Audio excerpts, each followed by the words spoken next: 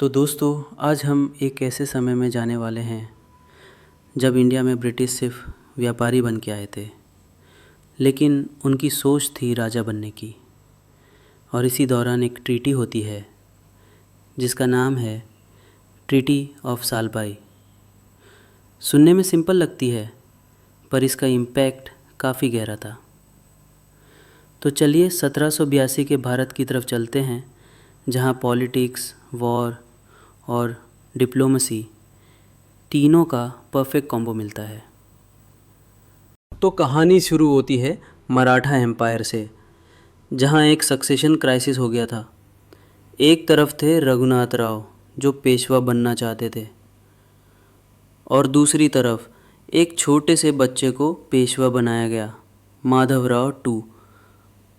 अब ब्रिटिश सोच रहे थे, वाह ये तो परफेक्ट मौका है अपना बंदा बैठाने का। तो उन्होंने रघुनाथ राव को सपोर्ट किया, पर मराठास ने कहा अपने घर के फैसले हम खुद करेंगे। और बस फर्स्ट एंग्लो मराठा वॉर शुरू हो गया।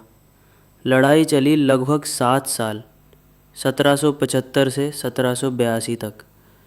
कोई फाइनल विनर नहीं था। दोनों पार्टीज थक चुकी थी, पैसा भी गया, लोग भी। और फिर बात बनी समझौते की। तो अब बात करते हैं कि प्लेयर्स की। एक तरफ थे ब्रिटिश ईस्ट इंडिया कंपनी जो हमेशा पावर में घुसने का मौका ढूंढती थी, और दूसरी तरफ थे मराठास जिनके नाम पे लीडरशिप थी माधवराव डेकिन के पास, लेकिन असली ब्रेन महादजी शिंदे यानी सिंधिया। भाई साहब नेगोशिएशन में चैम्पियन। उन्होंने ब्रिटिश को टेबल पे ले आया और शर्तें तय करवाई।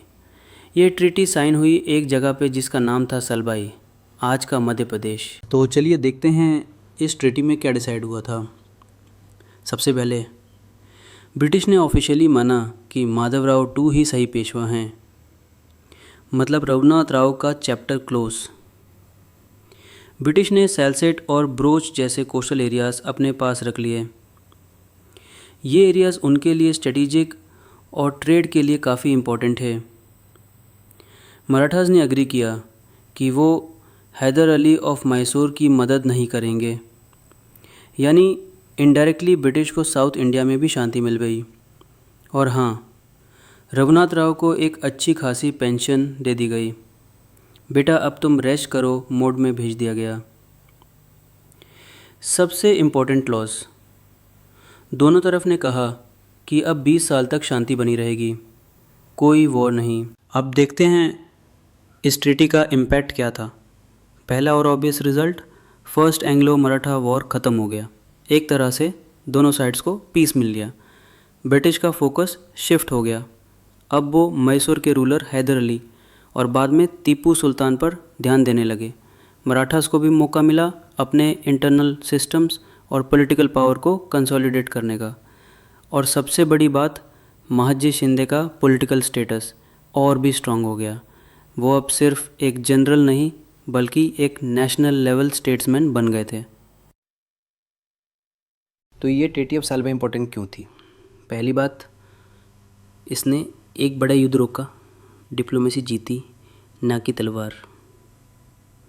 दूसरी बात, दोनों पार्टीज़ को मौका मिला स्ट्रेटजी बनाने का।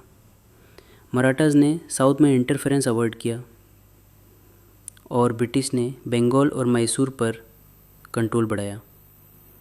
और तीसरी बात, ये ट्रीटी एक पॉज बटन थी, फुल स्टॉप नहीं, बस एक स्ट्रेटेजिक रुकावट। लेकिन ये भी क्लियर था कि ये आखिरी टकराव नहीं है। तो दोस्तों, ट्रीटी ऑफ सलवाई एक एग्जाम्पल है कि जब वार से कुछ नहीं मिलता तो समझौता करना पड़ता है, लेकिन स्मार्टली। ये ट्रीटी ने मराठास को एक और मौका दिया अपना सिस्टम मजबूत करने का। ब्रिटिश को टाइम मिला मैसूर और बंगाल हैंडल करने का, और दोनों पावर्स ने टेम्पोररीली एक दूसरे को एक्सेप्ट कर लिया।